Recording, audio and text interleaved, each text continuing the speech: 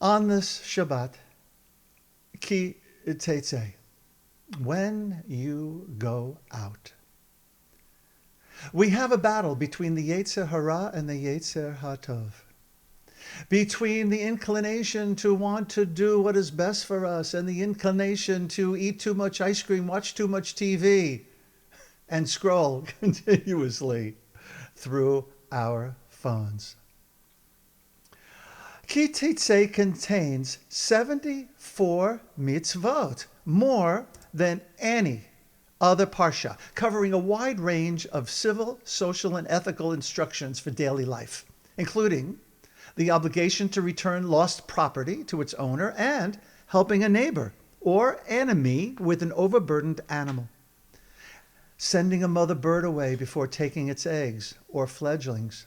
And the final command is to remember the unprovoked attack by Amalek and to blot out that memory. The first line of our parsha, Ki tetzeh lemilchama al oivecha, when you go out milchama, to war. Notice that the word milchama has the root of lechem in it, bread. Isn't that interesting? Utatano Adonai Elohecha biyadecha ushavita shivyo. And Yud Veva, your God, has delivered them into your hands, meaning your enemies into your hands, and you have taken them captive. Well, is this the kind of war they're talking about in Torah? The answer is yes. But of course, according to our Chasidic masters, this is also the kind of war that we are faced with. Do we listen to that angel on the one side or the angel on the other side as they're tugging at our peyot? Well, as they're tugging at our heartstrings. Should I go this way or go that way? The rabbis see this as a temporary loss of divine consciousness. In other words, when we're lost in the battle, we feel separate from our source. We're not in a state of moachin de gadlut, but moachin de katnut, in narrow consciousness, not expanded consciousness. Now, narrow consciousness is not a bad thing. We need to be in a state of moachin de katnut in order to earn a living, put food on the table, take care of ourselves in this physical world. After all, didn't Sting say we are spirits in a material world? The answer to that question is yes. Here's the story that I just shared with you about Reb Zusha. He's afraid they will ask me, Zusha, why aren't you more like Zusha? And then, what will I say? Well, E. E. Cummings has a reply to that.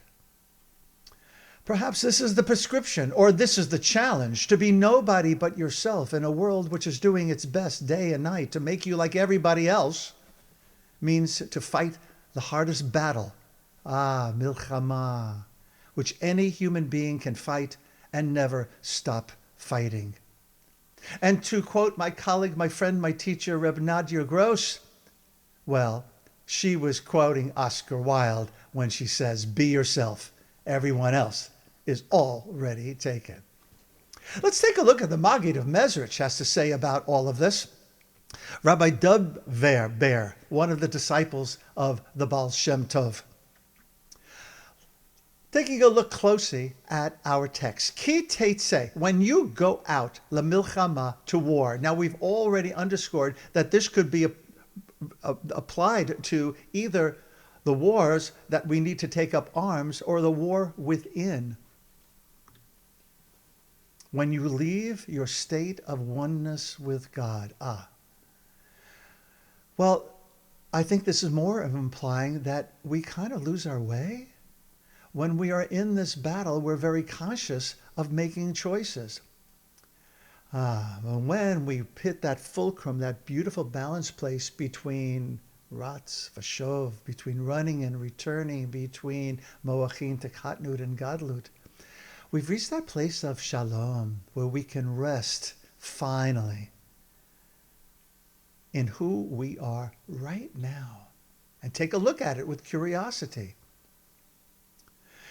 The Maggid goes on to say, you have to contend with your evil inclination and the enticements of the physical world. We know that to be all too true. Al oivecha, when you go out to war against your enemies. Now, the word al can mean against, but it could also mean above your enemies. And I'm reading this as to get on top of things. Get on top of what is clinging to you. You know, what, as Mary Rita pointed out in her Haftarah, what are the tangles, the knots that are keeping us to let go and let ourselves be our authentic selves. You know, the Chasidic approach is if you get on top of your flaws, on top of our anxieties, on top of our addictions, Yud Hey Vav Hey will meet us in the field. That's the month of Elul, where God comes out to meet us in the field. Halfway we say, Hashivenu Adonai Elecha. Return to us, and we will cause us to be returned to you, our God. Now, this is interesting in so many ways, this battle, because it shares a lot with our co-religionists, because in the Quran, Jihad represents the internal spiritual struggle against the lower self. The Yetzer Hara, not a bad thing, the part that has to live in the material world. Ways of promoting what is good and preventing what is wrong are included under the broad rubric of striving in the path of God. So, if you needed a good nap, now might be a time to take it, because there's going to be a lot of talking here till the very end, because I want to offer prescriptions and the challenges in front of us. Facing inner battles. Here are the questions. What's my biggest inner obstacle right now? This is not a rhetorical question, my friend. Name the fear, doubt, or bad habit that controls your daily choices instead of you leading it. I suspect there's a whole list of things. Next, where do I expect perfection? Write down an area of your life where you judge yourself or others too harshly instead of accepting being human. We're never going to be perfect. Aha! It ain't going to happen. What is one old pattern I'm ready to drop? Identify a reaction or behavior that no longer serves the person you want to become. All right. How do we do all of these things? How to reach for our authentic self during this month of Elul when we are doing Cheshbon HaNefesh, an accounting of our souls. Here are some ways. Pause daily. Spend a few quiet minutes each day without distractions to notice who you have been and where you want to grow. Examine your patterns. Look honestly at recurring frustrations, impatience, or habits that pull you away from your core values. Of course, you'll have to identify what those they are as well. Listen to the shofar. Every morning here at Moshe, we're blowing shofar between 9 and 9:15. Come join us. Let the sound of the ram's horn wake you up from complacency and call you back to your inner truth. Write it down. Keep a dedicated journal to track your personal goals, emotional blocks, small steps toward change, small steps, small steps. You know, if you tried to take 3 steps on that stairway, we're going to trip and fall. We ain't that young anymore. Mend relationships. Yael, our hearts go out to you. Kol hakavod. Reach out to people you have wronged. Say sorry and offer forgiveness to clear old hurts before the new year begins. Don't schlep all that into the new year. Choose one realistic change. Pick a single meaningful resolution rather than trying to fix everything at once. And finally, practice kindness. Increase acts of compassion towards others and give charity, tzedakah, to anchor your intentions in concrete actions. Alrighty, there's one more thing here I would like to offer you, which is an Elul worksheet. If you would like to have a copy of this worksheet, put that in the chat and I will send it to you after Shabbat. Here's the worksheet. The worksheet is this, and has little check boxes too. So you can print it out. Choosing one realistic change. Pick your focus area. Choose a single habit, reaction pattern, or daily routine to improve. And then identify it, check it off. Define a micro step. Break that change down into a tiny action that takes under 5 minutes. You can do it. Set a daily reminder. Put an alarm on your phone or a sticky note on your mirror. Track your consistency. Focus on your effort each day rather than aiming for immediate perfection.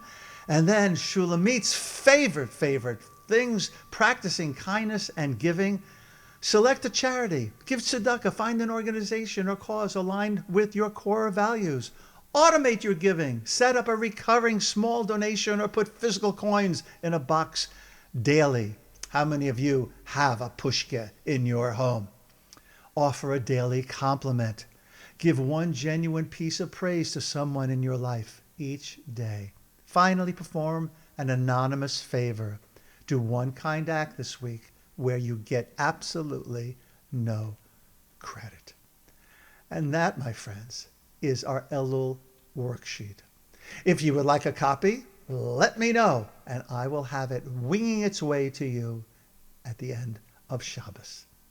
Finally, good Shabbos. May our blessing on this Shabbat Teitze, in this month of Elul, may we be blessed to meet God in the field, joining us in the fight against our worst impulses and habits, and may we strive to be no one else but our authentic selves. Shabbat Shalom, everyone.